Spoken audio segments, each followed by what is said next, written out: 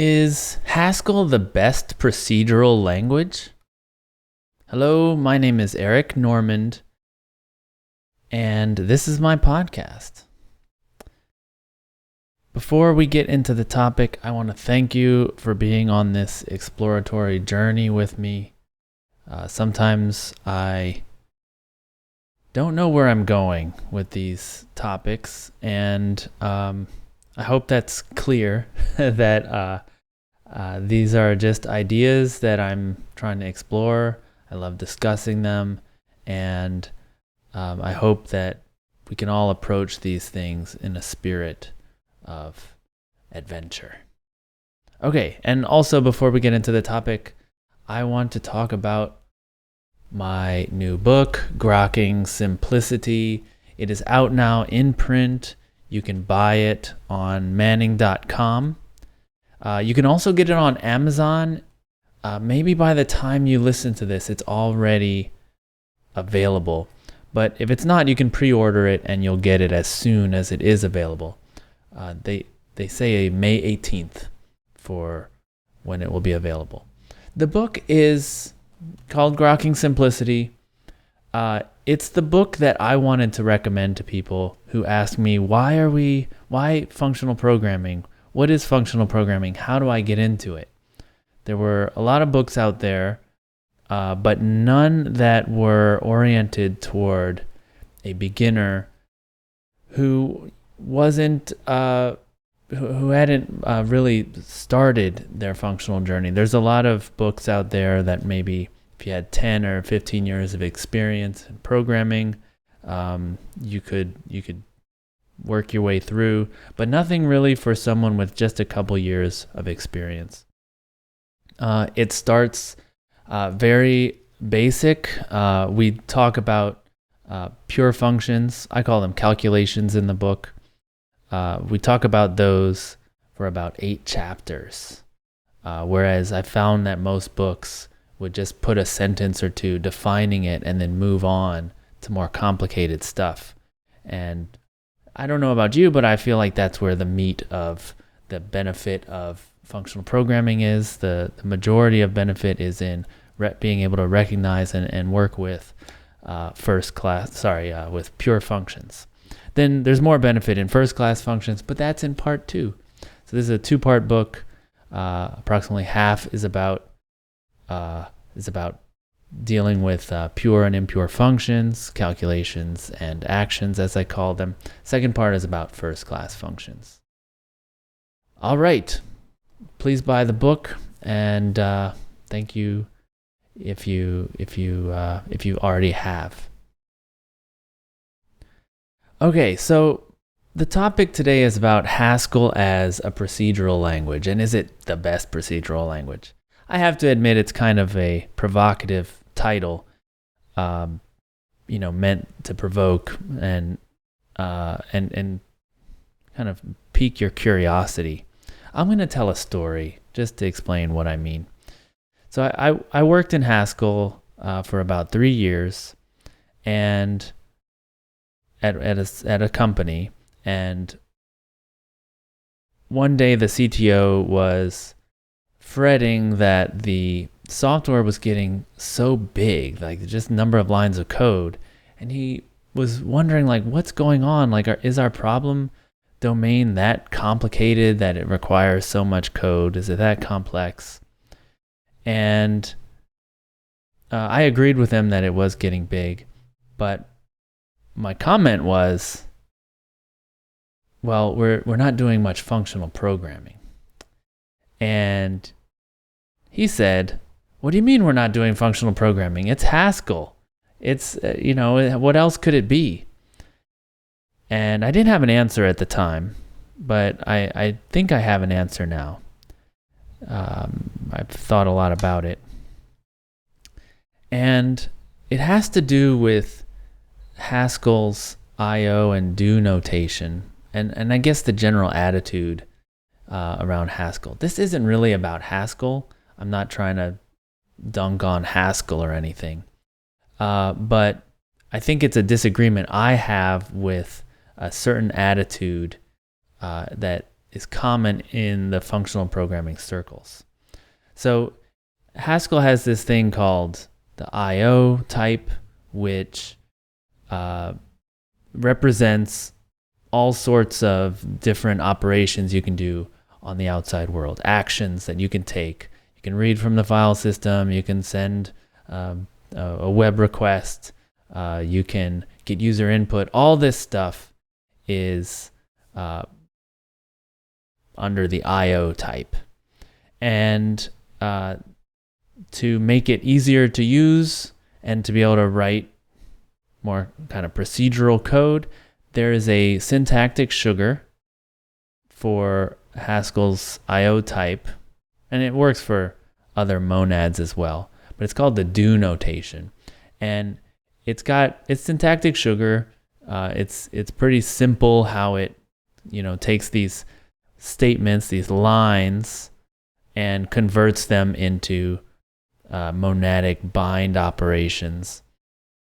And so it makes it really easy to write these kinds of procedural code in it. But it's not procedural in the way that, say, something like Python is, where it's not actually executing the lines, the statements, one at a time. It is actually composing them up into a big value in the IO type, and then it's returning from the main function that big value. So the return type of main is IO, and it returns this big value. And so the runtime takes this computed IO value, and it executes it. It evaluates it and does all the stuff, right? It does the email sending and the reading from the files and everything.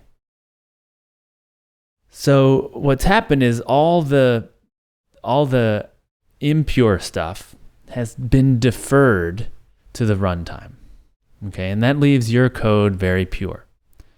And this is a way to make all your code in Haskell pure. Even though you do need to do actions, your software does need to do stuff. So the problem that I have with this, it's a cool system, okay? It's neat. It's very interesting how they did this. And in other languages, they often call this an effect system. And there are different effect systems for Haskell as well, besides the built-in IO one. But it's called an effect system because it lets you compose effects, actions up, and then have some system that executes them. The reason I disagree with this, disagree is a weird word.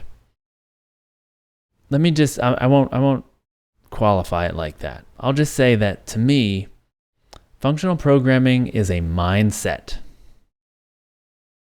And in the story I was telling about our code not being functional programming, even though it was in Haskell, the problem was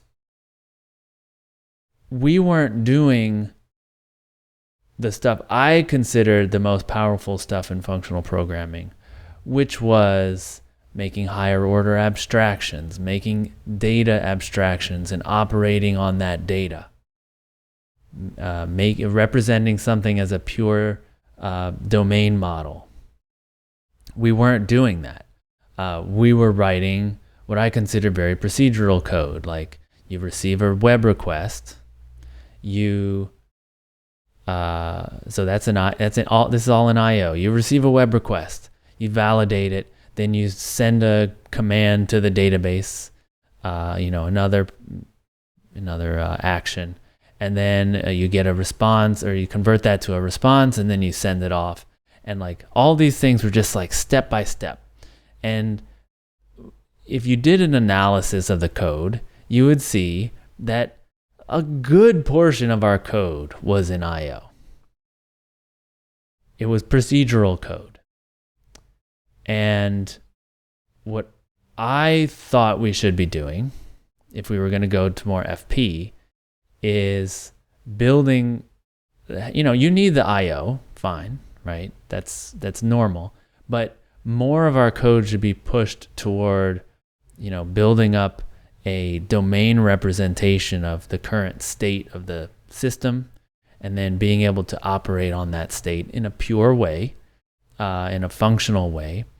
And then there would be just a minimal layer of IO stuff. So, just as an example, you could fetch from the database. That's one IO thing. Now you do this big computation, like what should happen next, right? Based on what's in the database, you generate this big domain, a representation of the current state of that, entity.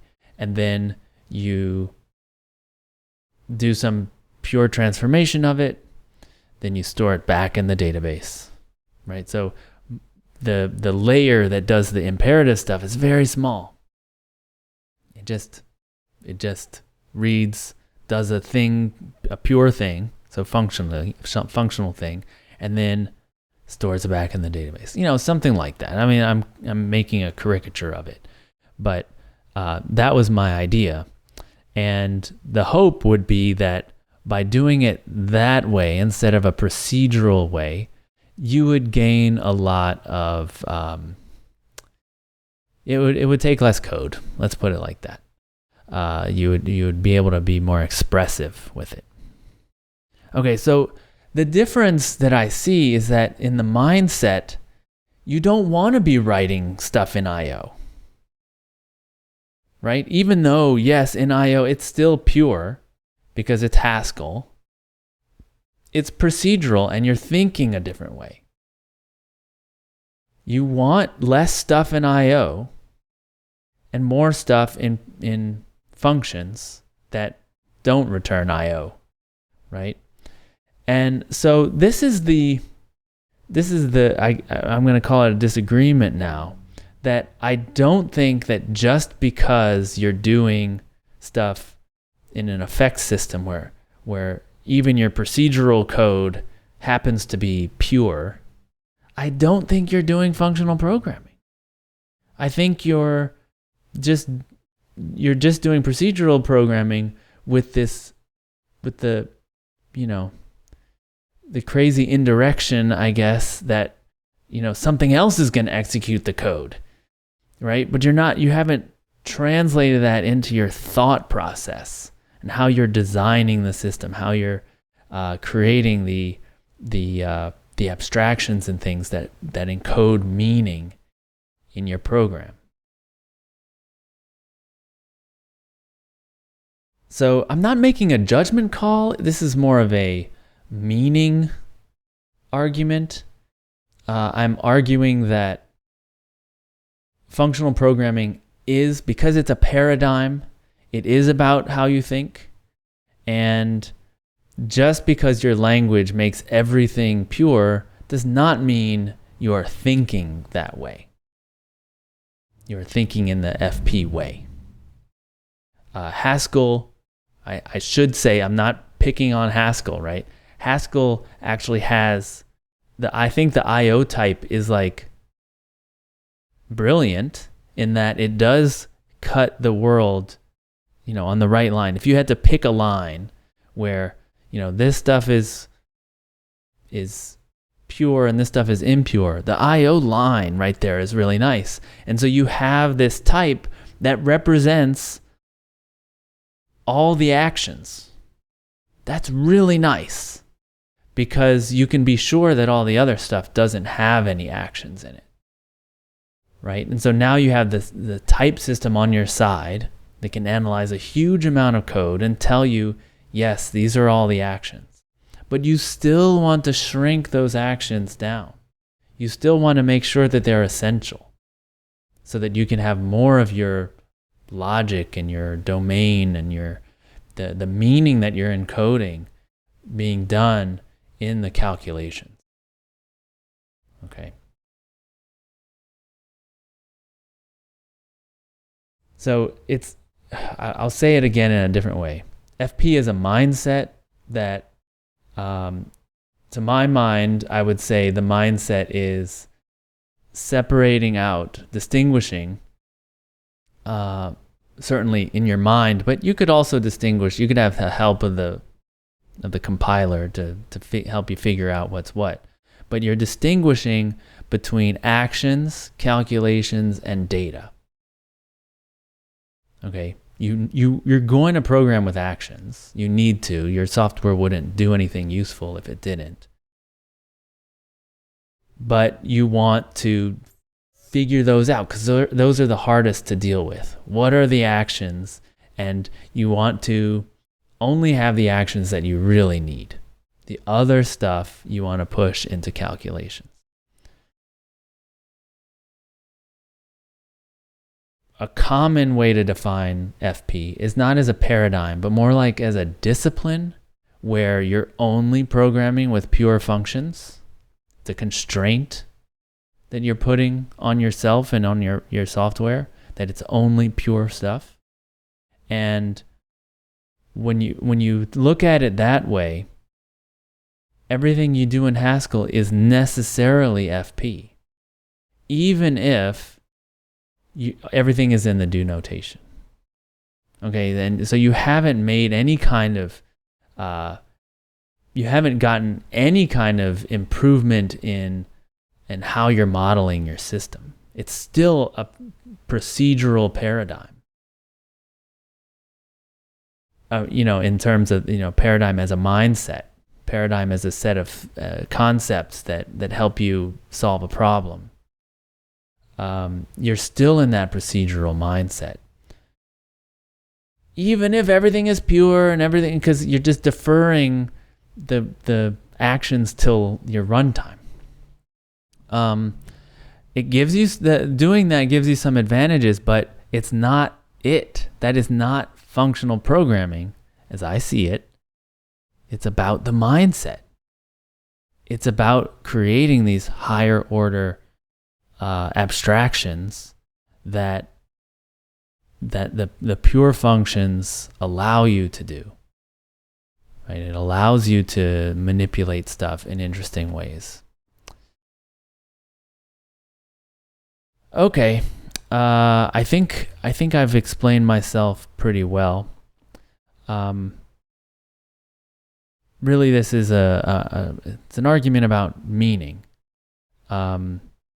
I think that functional programming is a mindset, and it's not a language feature, and it's not a discipline. Although the discipline can help, it is about this distinction. This distinction is a distinction that this actions, calculations, and data. The distinction between those three things. It's a distinction that other paradigms don't make, which is good evidence that it is, essential to functional programming. And then another thing is, if you asked a functional programmer, if you ask them what's the definition of functional programming, they probably won't say that. But if you ask them, is it important to functional programming to be able to distinguish between actions, calculations, and data? They will say, yes, it is important. It is vital. It is essential. You couldn't do it without, you couldn't do FP without that. So and you can try that yourself. I've done that. I've gone and asked them just to confirm that. And I've never had someone say, no, that's not important. And so to me, if it distinguishes us from, it's a distinction that we make, functional programmers make, that other paradigms don't make, right? And everyone who practices functional programming agrees that it's essential. To me, that's like, that's the definition then. That's what distinguishes us, and you can't separate it from it. So it seems like a definition to me. Okay. I want to thank you again for being on this journey with me. I'm exploring these ideas, and I'm often just talking out loud. So my name is Eric Normand. This has been A Thought on Functional Programming. Thank you very much. And as always, rock on.